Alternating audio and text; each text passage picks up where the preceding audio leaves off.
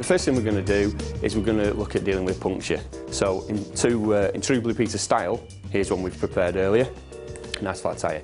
Now we need to take the wheel out so that we can deal with the problem. So open the brake, open the quick release and drop the wheel out. Okay.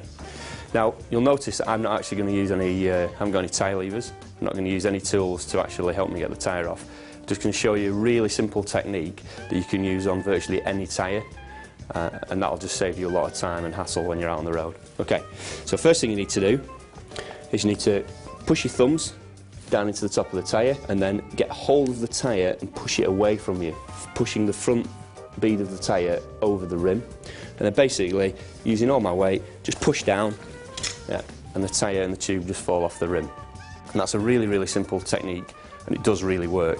It just takes a bit of practice, but once you've done it, you save yourself a heap of time and you're not going to damage the tyre using tyre levers. The next thing we need to do is just make sure that we've got rid of whatever it is that's caused the puncture.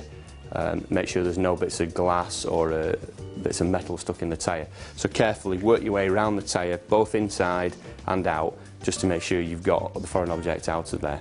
Once you've done that, the next thing you need to do is get the tyre back on the wheel. So to do this, basically position the tyre against the ground like so, and then using the wheel, trap the bead of the tyre against the floor. Yeah, and then it can't move anywhere. And then basically all you need to do is feed the edge of the tyre onto the rim, flicking it around with your finger, and there, it's fitted. Now the key thing there is to make sure that you don't pick the wheel up. As soon as you pick it up, the tyre will fall off.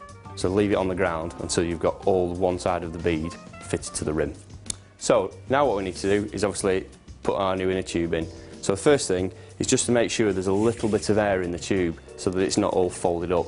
Yeah, we need to put a little bit of shape into the tube, as we've done here. The next thing we need to identify is the valve and where it's going to go in the wheel. So position the valve hole at the top of the wheel, drop the valve through the rim, and then the next thing you need to do, which is really important, is position all of the inner tube inside the tyre.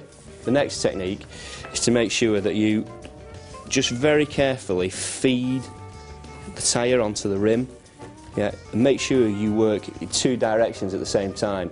If you go one way or the other, the tyre will just keep falling off as you go around. So it's really important that you work around like a clock to make sure you don't take your hands off, because from now on you're going to force the tyre back on. Again, not using tyre levers. Just use the palm of your hand, make sure the tube isn't getting trapped, and just roll the tyre, yeah, until it pops back onto the rim. And it's as simple as that.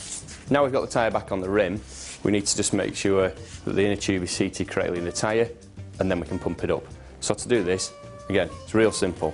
All I'm going to do is basically just fold the tyre over, working my way around the tyre, checking both sides as I go, just to make sure that the tyre has got the inner tube seated inside it rather than trapped under it. So the next thing we're going to do is reinflate the tyre.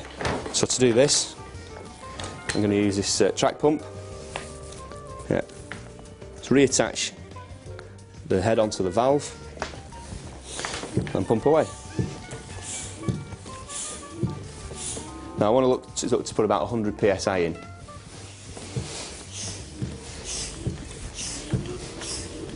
So now that that's up to pressure, simply just remove the head of the pump.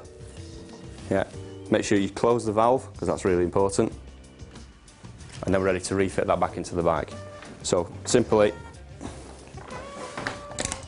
put the wheel back in the dropout, close the quick release, and most importantly, reattach the brakes, and then you're ready to go.